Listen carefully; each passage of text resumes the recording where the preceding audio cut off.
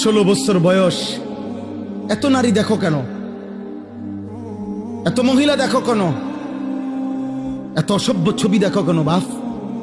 এত কম বয়সে এত বড় চরিত্রহীন হয়ে গেলা? এত অল্প বয়সে এত উলঙ্গ ছবি দেখে ফেললা?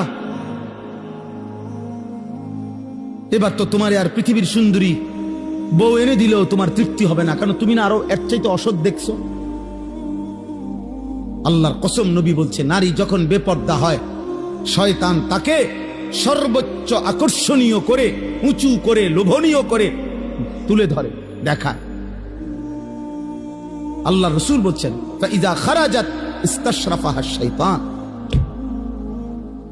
নারী হচ্ছে আওরাত, নারী হচ্ছে আড়ালের বস্তু, নারী হচ্ছে লুকিয়ে থাকার বস্তু।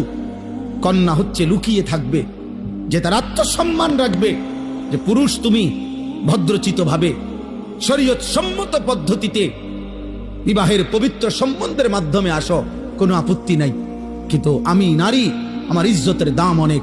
এজন্য আমরা কিতাবে পড়ছি, যেই মেয়ে বেপর্দা, যেই মহিলা বেপর্দা, ছেলেরা আমার এই কথাটা মনে রাখো বাবা, সবাইরে বলি, যেই মহিলা বেপর্দা, যেই মেয়ে বেপর্দা, আল্লাহর কসম, সে নিজেকে একদম সস্তা কম দামি পণ্য হিসাবেই বাজারে তুলে দিছে। হ্যাঁ, সে নিজেকেই তুলে দিছে যে আমি আমারে তুলে ধরলাম। এবার আঙ্গাল কাঙ্গাল আতুল লুলা যা আসো, ঠ্যাং ভাঙ্গা মাথা ভাঙ্গা যে আসো, বুড়া জোয়ান প্লাস্টিক রাবার যা আসো, আমারে দেখো, আমার আমি ছেড়ে দিলাম। সে নিজেকে মূলত লাঞ্ছিত করে, সে নিজেই নিজেকে ছোট করে ফেলে। তুমি তো তোমার দাম কমাই লাইলা,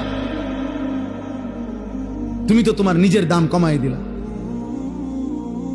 অতএব পর্দায় আবৃত নারী, বোরখায় আবৃত নারী, ইজ্জত সতীত্বের কদরকারী নারী, সে এই সৃষ্টির, এই জমিনের শ্রেষ্ঠ নিয়ামত,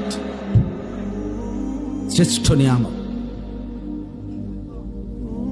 এজন্য আমি সব সময় বলি, আজও বলি, এই রফিক ভাইকে আরো বহুবার বলছি, শুরুর থেকে বলছি, আমি একেবারে প্রথম যেদিন মাদ্রাসা করছে তখনও বলছি যে 100% দিন শরীয়ত, 100% পর্দা, 100% আখিরাত। এক মেয়ের, এক বোনের পর্দার, ইজ্জতের 100% নিরাপত্তা যদি না দিতে পারেন, ব্যবস্থাপনা করতে না পারেন, তো মাদ্রাসা বন্ধ করে দিবেন। কোনোভাবেই যেন আখিরাত বরবাদ না হয়।